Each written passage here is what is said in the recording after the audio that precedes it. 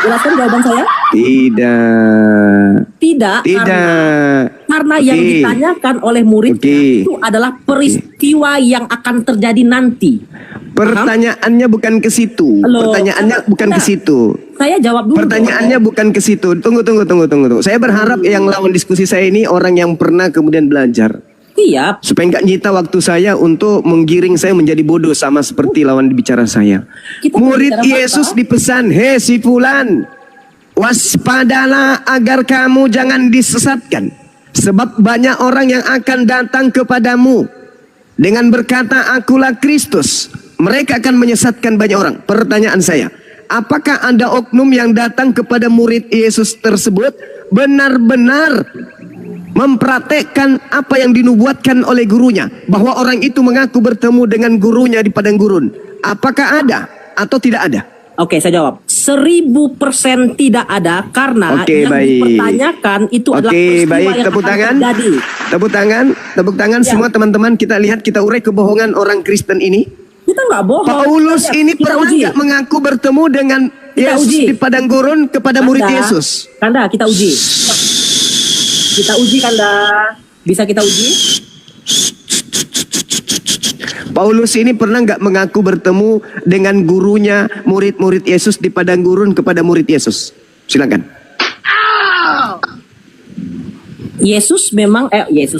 Paulus memang pernah berjumpa dengan Yesus. Anda tadi mengucapkan tidak pernah. Sabar dulu. Apakah Anda masih layak berdiskusi dengan saya? Sabar dulu. Anda tadi mengatakan tidak pernah. Sekarang Anda mengatakan Paulus memang pernah. Tadi Anda mengatakan tidak pernah. Sekarang Anda mengatakan ya Paulus memang pernah. Saudara, apa Anda nggak punya malu? Paulus pernah ngaku dia Mesias tidak? Saya tanya. Saya tidak mempersyaratkan Paulus mengaku Mesias. Jawab dulu. Jangan menjadi penipu di sini. Saya bertanya, pernah tidak Paulus mengaku bertemu Kristus di padang gurun? Bertemu Kristus di padang gurun. Pernah nggak dia mengaku? Mohon maaf Gurunda, saya turunkan. Saya tidak izinkan Gurunda berdebat dengan pembohong dan pendusta. Mohon maaf ya, saya turunkan.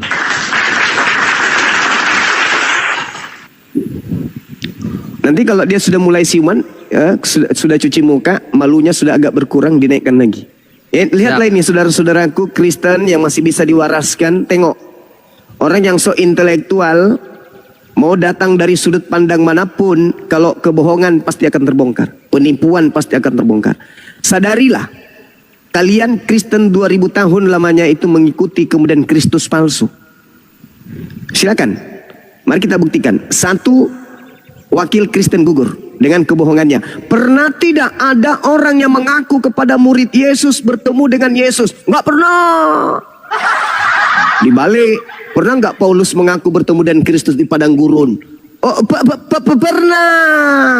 Ditambahi waktu, dikasih waktu, apa kata dia? Tapi Paulus tidak pernah mengaku Kristus, padahal bukan itu soalannya.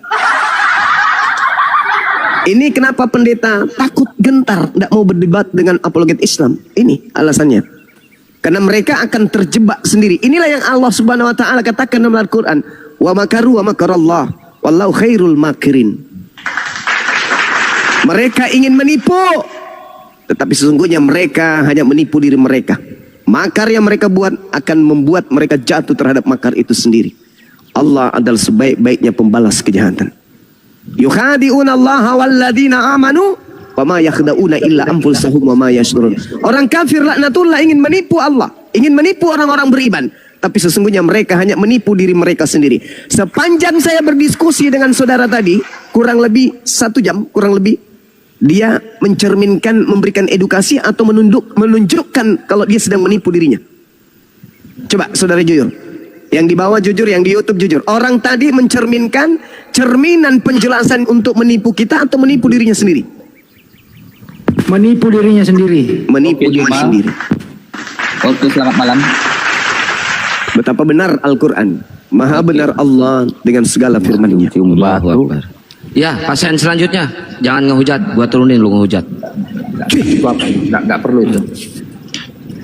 Oke, Bang Juma, aku tadi mendengarkan tadi diskusi Abang tadi sama kawan tadi, kawan siapa itu, ITG itu memang agak kurang kurang tegas dalam jawaban. Oke. Tapi aku perlu juga sedikit ada pertanyaan sama Bang Juma. Nanti boleh Bang Juma tanya juga sama aku. Begini, yang bisa ku bedah, yang mungkin kawan-kawan Kristen juga yang nggak pahami tentang pemahaman Bang Juma dengan apologet tentang Yesus pra kematian dan Yesus pasca kematian. Jadi begini yang bisa ku dalami ya, bisa nanti Bang Juma membenarkan atau tidak benarkan. Bahwa menurut Bang Juma bahwasanya Yesus yang benar itu sebelum mati, sebelum disalibkan itu Yesus yang benar. Yesus anak Maria itu adalah Yesus yang benar itu sebelum naik ke kayu salib. Bahwasanya ketika naik ke kayu salib itu bukan Yesus anak Maria lagi, tetapi Yesus yang lain yang diserupakan. Stop dulu di situ. Kemudian setelah kematian, 3 hari setelah kematian Yesus ini, kita anggaplah dulu, ikutlah dulu aku dengan narasi Bang Juma, bahwa si Mr. X itu yang diserupakan ini ternyata bangkit dari kematian. Si Mr. X yang diserupakan ini bangkit dari kematiannya. Sudah, setelah si Mr. X yang diserupakan ini yang konon yang dianggap Yesus yang akhirnya jadi disalib itu bangkit dari kematian, menunjukkan diri ternyata dia kepada Maria Magdalena dan Maria yang lain, Maria termasuklah ibu Yesus, dan juga kepada Thomas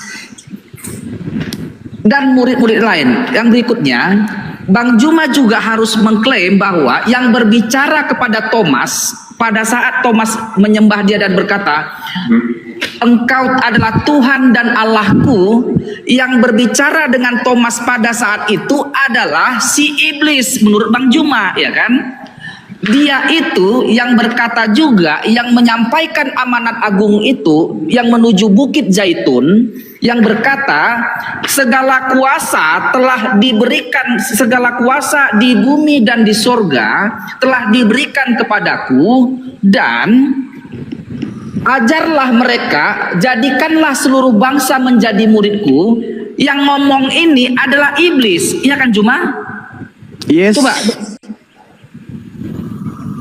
Benar begitu kan? Betul kan?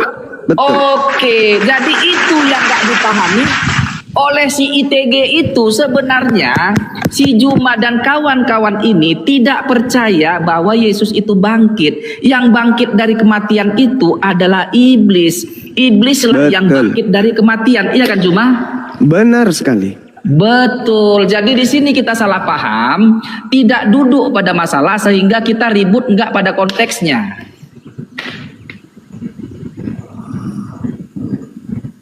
Lalu? Jadi sekarang begini, Bang Juma, masuk kita pada persoalan 2 Kristus. Tadi ada pertanyaan Bang Juma begini, apakah bisa kemungkinan terjadi 2 Kristus? Kan begitu. Jadi Kristus ini sebenarnya dari bahasa Yunani Kristos yang artinya Mesias juga, itu yang diurapi. Oke. Yesus memang mengatakan nanti setelah di kemudian hari akan ada yang mengaku Mesias. Akan ada yang mengaku Mesias. Yang artinya bisa juga Mesias yang ini diartikan Kristus. Mesias palsu, benar akan ada Mesias palsu setelah kematiannya. Setelah dia terangkat ke surga akan ada Mesias palsu. Jangan panjang-panjang, Rel. Oi. Jangan panjang-panjang.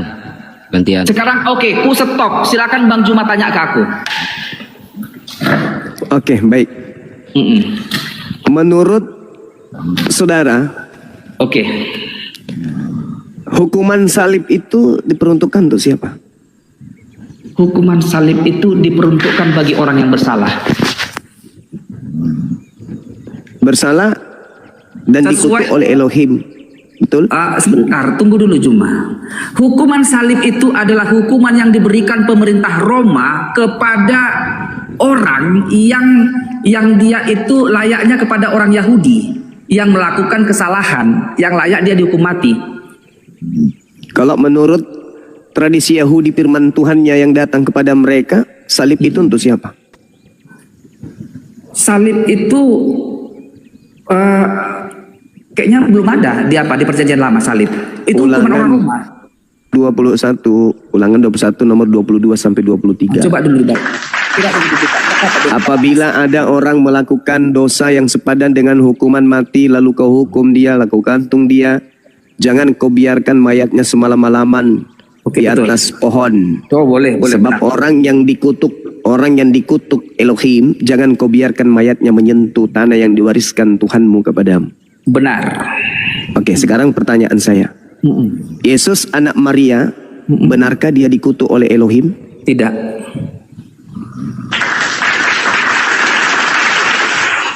Yang disalib ini orang yang dikutuk Elohim atau orang yang diberkati Elohim? Yang disalibkan itu adalah Yesus anak Maria. Apa alasannya? Karena Yesus memang dia sendiri berjalan menuju kayu salib itu. Jangan Anda bawa perspektif agama Kristen dulu, dudukkan salib ini dulu. Kesampingkan perspektif itu. Ini 6 SKS ini, 6 SKS. Salib itu adalah hukuman Elohim untuk pelaku dosa, sehingga Malah Elohim tahu. mengutuk pelaku tersebut. Sabar. Ulangan 21, 22, 23 itu. Bentar. Salib Nah, itu. coba kalau Anda mengatakan salah, silakan Anda tunjukkan kepada saya salib adalah hukuman atau salib adalah hadiah kemuliaan bagi orang benar. Silakan. Di mana Anda bisa menunjukkan dalil itu? Silakan. Aku nggak mematahkan ulangan itu, tapi aku tanya dulu, kalau kau mengatakan itu, yang menghukum Yesus itu Herodes atau Pilatus? Ini hukuman Tuhan Bentar, saling terhadap menjawab. yang disalib ini hukuman Tuhan. Ini Hukuman hukuman salib Tuhan. itu Juma, apakah hukuman bangsa Yahudi atau bangsa Romawi? Itu hukuman bagi orang Yahudi berdasarkan Ulangan 21, 21, 22, 23. Itu Ya, iya dong. hukuman yang diterapkan bangsa Yahudi atau hukuman yang diterapkan bangsa Romawi? Coba tanya Paulus, kenapa dia mengambil Galatia 3:13 larinya kepada Ulangan 21?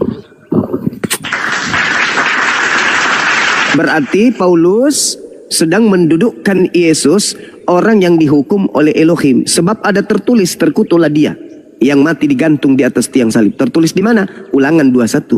Berarti Paulus sendiri sebagai orang Farisi keturunan Benyamin itu sangat benci kepada Yesus, sampai Yesus didudukkan sebagai orang pesakitan yang dikutuk oleh Elohim demi untuk menyenangkan majikan Romawi. Orang-orang Yahudi tidak pernah mau dihadiahkan tumbal berupa manusia untuk dosa mereka. Kenapa? Mereka sudah diajarkan Imamat 1-2, kalau kau berdosa ada domba, kambing, lembu, sapi untuk kau tebus, untuk kau gunakan, untuk kau sembeli, untuk nebus dosa-dosamu, bukan manusia. Jadi hadiah yang Paulus berikan ini bukan untuk orang Yahudi, tapi untuk orang-orang Roma.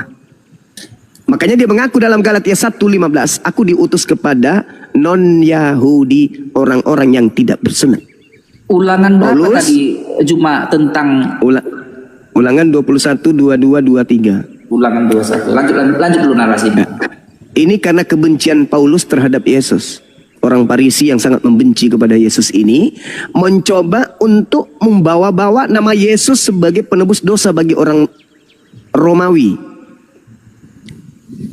bukan untuk orang Yahudi.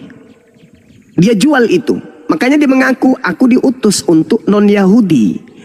Orang Yahudi tidak akan mau menerima korban tumbal manusia untuk dosa mereka, karena itu nggak ada konsep di dalam agama mereka.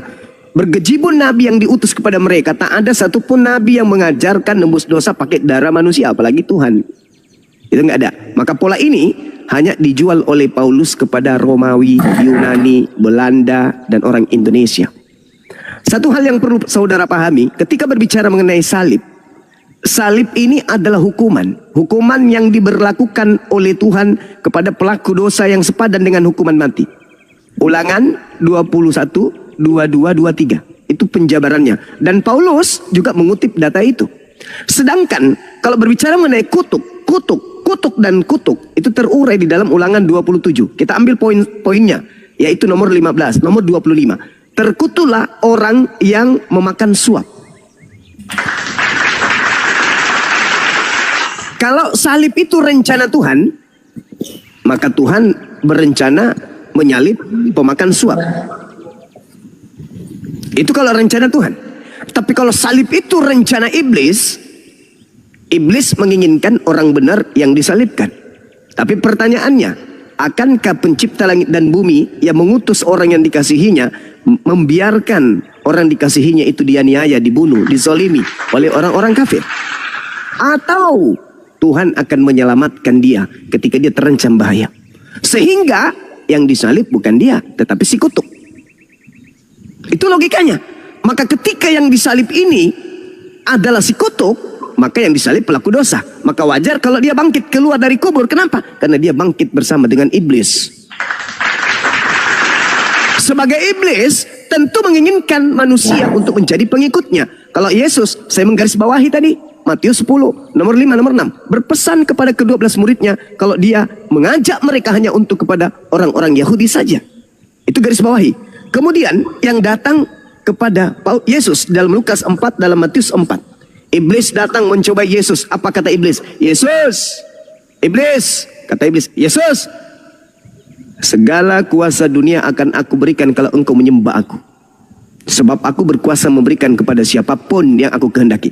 Berarti iblis berkuasa juga memberikan kepada si kutuk yang mati, yang digantung di tiang salib. Berkuasa juga memberikan orang yang mati di dalam kubur. Sehingga ketika orang yang mati dalam kubur, dia sama seperti Yunus, keluar dari perut bumi dalam keadaan hidup. Dan yang ada di dalam dirinya sudah bukan lagi dirinya, melainkan iblis. Aku berkuasa memberikan kuasa kepada siapapun yang aku kehendaki. Sehingga oknum yang keluar dari kubur, apa katanya? Kepadaku telah diberi kuasa baik di langit maupun di surga. Pergilah, jadikanlah seluruh bangsa menjadi pengikutku. Pertanyaan saya, apakah Yesus pernah menerima kuasa dari langit dan di bumi? Tidak. Ketika Yesus diserahkan kuasa itu, Yesus menolak. Lalu siapa oknum ini? Dia adalah oknum yang digantung, terkutuk oleh Elohim. Silakan Anda renungkan. Oke, nanti. Aku mengambil narasimu tadi, Juma, yang mengatakan bahwa yang bangkit dari kubur itu adalah iblis. Benar kan? Orang yang kerasukan iblis. Orang yang kerasukan iblis. Yang aku ingin juga kita saling menjawab dengan tegas dan pengakuan bahwa aku mau tanya sama kau, Juma, apakah menurut pendapatmu bahwa orang yang kau bilang diserupakan itu bangun dari kuburnya? Benarkah itu? Yes.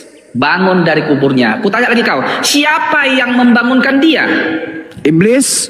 Iblis yang membangunkan orang yang diserupakan itu, kan? Oke. Iya. Iblis yang membangunkan dia. Berarti aku tanya sama kau, apakah iblis bisa membangunkan orang mati? Saya jawab. Di dalam Kisah Para Rasul 2 nomor 36 khotbah Petrus, orang Yahudi harus tahu bahwa Yesus yang kau salibkan itu. Cuma sebentar, pelan-pelan. Kisah Rasul 2 ayat berapa? Nomor 29, 30, 31, 32, 33, 34 sampai nomor 40. Itu satu perikop. Kisah Rasul 2. Pelan-pelan aja kita. Kisah Rasul 2 ayat 31. Ya, 31, 32 dan seterusnya. 31, 32. Oke, kita harus saling membuktikan. Kau harus membuktikan bahwa ada iblis bisa membangkitkan orang dari kematiannya. Silakan. 31. Oke, ini ku baca ayat 31 ya. Yes. Kisah Rasul 2 ayat 31. Karena itu ia telah melihat ke depan dan telah berbicara tentang kebangkitan Mesias. Oke. Yes. Ketika ia mengatakan bahwa dia, huruf besar ini tidak ditinggalkan di dalam dunia orang mati dan bahwa tubuhnya tidak mengalami kebinasaan. Apa yang terangkanlah apa yang tentang ayat ini, sepemahamanmu. Ya. Yesus dinubuatkan oleh Daud. Dia adalah orang yang kemudian tidak ditinggalkan di alam kubur, jasadnya tidak mengalami kematian. Baca nomor 33-nya. Tangan kanan Elohim mengangkatnya kemudian. Baca nomor 36. Sebentar. Nanti kau lanjut lagi pun. Tadi narasimu mengatakan Daud menubuatkan bahwa Yesus tidak akan ditinggalkan di dunia orang mati. Benar nggak? Yes. Berarti Yesus tidak akan ditinggalkan ke dunia orang mati. Bahwa Yesus mati, mengalami kematian. Tidak mati, dia tidak dikubur. Tidak dikubur. Ya. Sebentar, tubuhnya Yesus Tidak mengalami kematian. Daud juga, kau bilang tadi, menubuatkan tubuh Yesus tidak mengalami kebinasaan. Benar begitu? Yes, betul. Jadi di mana pembuktianmu bahwa iblis membangkitkan orang mati? Kapan dan siapa orang yang dibangkitkan oleh iblis? Nomor 36-nya. Yesus sudah diangkat di data 21, 31, 32, 33 Yesusnya sudah diangkat. Tapi terlanjur ada penyaliban. Apa kata Petrus? Maka Tuhan menjadikan Yesus yang kau salibkan itu menjadi Tuhan dan Kristus. Tuh. Ini setara dengan yang disampaikan Al-Quran. Inna ja'alna syayatin awliya'a lilladzina la yu'minun. Sesungguhnya aku telah menjadikan iblis itu sebagai junjungan, sebagai tuan bagi orang-orang yang tidak beriman. Oke. Coba Anda lihat. Silakan. Iblis yang dibangkitkan oleh, kau bilang tadi, Yesus palsu yang dibangkitkan oleh iblis. Ini pendapatmu ya, Yesus palsu yang dibangkitkan oleh iblis. Betul. Itu makan ikan goreng, benar? Betul sekali. Betul. Jadi Yesus itu sebelum naik terangkat ke surga selama 40 hari itu adalah iblis. Ya. Dari mana? Bahkan sampai di tahun 100 yang datang di Pulau Patmos itu juga iblis. Adalah iblis.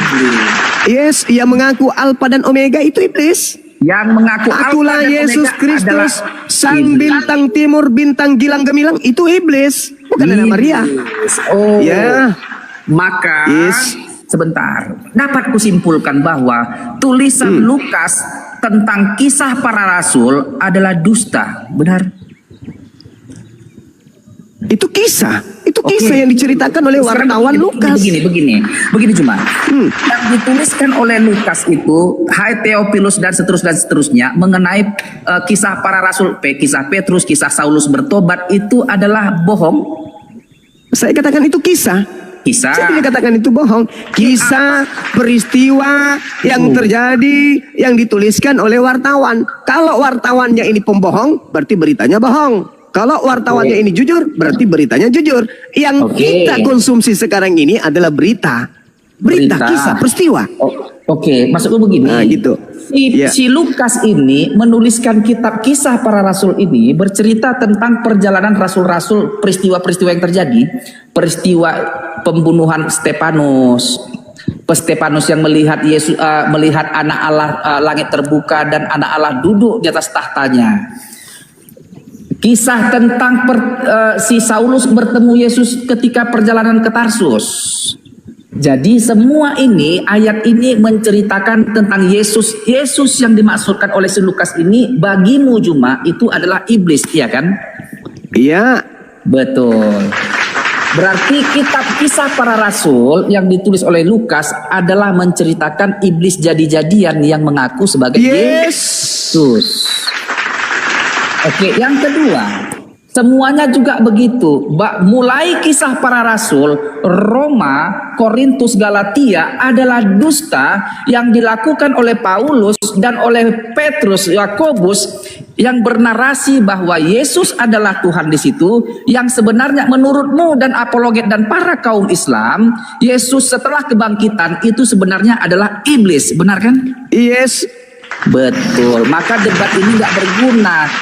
Selamat malam lah Juma, capek kita bertengkar karena memang udah salah paham kita dari awal. Oke lah. Kasihan ente ini. Izinkan saya berbicara agar Anda paham. Penulis Bible itu adalah seorang wartawan. Tugas Anda menilai ceritanya. Seperti ketika saya punya teman bernama Irwandi. Dia adalah seorang penulis. Dia adalah seorang peneliti peristiwa. Dia adalah seorang wartawan. Menuliskan satu kejadian, dia ada di TKP. maka catatan-catatannya adalah karya ilmiah yang harus kita hargai. Tapi sevalid apapun ceritanya, sesahih apapun narasinya, itu tidak sampai pada level firman Tuhan. Kita harus menghargai. Ini karya, ini catatan, ini tulisan. Maka apa yang harus kita lakukan terhadap catatan-catatan ini? Uraikan dengan apa yang tertuang di dalamnya. Yesus berkata, waspadalah kepada penyesat yang datang kepadamu. Wajib. Kalau itu Anda imani sebagai sabda Yesus, maka wajib nubuat, ramalan, peristiwa itu berlaku. Maka harus ada penyesat yang datang kepada murid Yesus angkatan pertama yang mengaku sebagai Kristus. Wow, apakah cerita itu ada? Ada. Pada zaman apa dan pada saat gimana? Pada saat Paulus menuju ke Damsyik, ada tokoh yang datang kepadanya mengaku Yesus Kristus. Satu.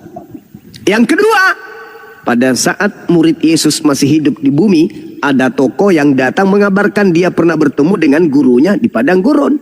Terpenuhi. Siapa yang datang kepada mereka? Paulus. Siapa yang datang kepada Paulus? Yesus. Apa yang Anda ragukan? Kalau Anda menggunakan akal, perkara ini udah selesai. Makanya Anda, oh sudah, kita nggak usah berdiskusi. Memang betul. Karena uraian-uraian itu sudah menjabarkan isinya sendiri, bahwa apa yang dinubuatkan oleh Yesus tergenapi. Dan orang banyak yang disesatkan Kristus yang datang kepada Paulus itu namanya aliteng alias Kristen. Cobalah Anda mendewasakan diri. Coba, matangkan diri Anda dalam beragama. Jangan doktrin, jangan dogma. Kalau hanya dogma doktrin pasti akan menolak isi Bible. Tapi kalau Anda menggunakan data, logika, akal sehat, intelijensi yang Anda punya, logika, kemampuan berpikir, kerangka yang ada dalam otak Anda, dari A, B, C, dan Z dan seterusnya, hijau, kuning, dan seterusnya, benar baik tidaknya, Anda pakai itu semua untuk menganalisa apa yang muncul dalam Bible, akan menghantarkan Anda kepada syahadatain. Sederhana saudara, hanya karena saudara terlanjur Kristen. Dari kecil dicocokin oleh apa? Doktrin dogma. Mama, itu foto siapa, Ma? Itu foto Tuhan kita, sayang. Mama, itu patung siapa? Itu patung mama Tuhan kita. Lalu yang digendongnya, itu Tuhan kita.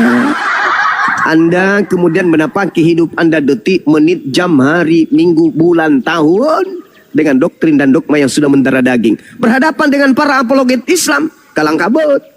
Kenapa? Dasar pijakan kepercayaan Anda bukan proses berpikir.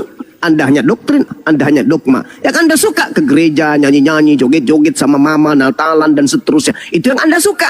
Tapi ketika Anda menelaah Bible, ternyata yang ada hanya kehampaan. Yang ada hanya keputusasaan. Yang ada hanya kekecewaan. Yang ada hanya apa? Merintih, kesakitan, pedih. Ketika mengetahui bahwa ternyata Bible sendiri menolak ketuhanan Yesus. Dan Bible sendiri menyatakan bahwa Kristen ini akan diusir oleh Yesus yang asli. Sebab mereka menjadi Kristen karena mengikuti Yesus yang palsu. Selesai bukan? Sederhana bukan? Adalah hal yang sangat mudah bagi Tuhan. Ketika Anda mengatakan tak ada yang mustahil bagi Tuhan, maka tak ada yang mustahil Tuhan menjadikan mayat menjadi Tuhan bagi orang-orang yang tidak beriman. Al-Quran saya mengatakan itu. Inna ja'alna syayatin awliya'a lilladina la yu'minun. Aku Tuhan menjadikan iblis itu menjadi Tuhan, sembahan, junjungan bagi orang-orang yang tidak beriman. Itu tidak ada masalah dengan Tuhan. Sangat mudah bagi Tuhan untuk menjadikan itu suatu kenyataan. Al-Quran mengatakan farikan hada wa farikan haqqa alaihimud dalalah. Innahum takhazus syayatin awliya'a min dunillah wa yahsabuna annahum muhtadun. Mereka orang-orang kafir menjadikan iblis sebagai pelindung mereka selain daripada Allah. Mereka mengira bahwa mereka mendapatkan petunjuk, padahal mereka sebenarnya digiring oleh iblis masuk ke dalam api neraka Jahannam. Maka yang Anda harus lakukan hari ini apa? Mendengarkan, menyimak. Toh yang saya jelaskan tentang Yesus dan rujukan saya bukan Al-Quran. Toh yang saya jelaskan tentang Bible dan rujukan saya bukan Al-Quran. Toh yang saya jelaskan adalah sembahan saudara dan rujukan saya bukan Al-Quran. Saya menjelaskan Yesus, Kristus palsu, kelahirannya, misi kedatangannya, misi pengajarannya, kurikulum kisi-kisi apa penyampaiannya kepada muridnya. Dan yang saya jadikan sebagai referensi adalah Bible.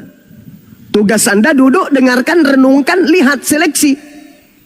Perhatikan, koreksi yang salah, iakan yang benar, tolak yang salah. Jangan Anda menolak yang benar dan menerima yang salah. Karena Islam datang memanusiakan manusia. Islam datang mengembalikan kodrat kemanusiaan saudara. Ingat, Islam hanya datang untuk memberi peringatan. Selebihnya, Anda mau menerima, silakan. Anda mau menolaknya pun silakan. Saya kira begitu, saudara-saudara. Makasih. Ya, saya rasa tadi Gurunda sama si Darel itu bukan debat, tapi lagi sidang. Ini ada Ridon dulu, Ridon. Alea sama Yohanes, Muslim apa Kristen?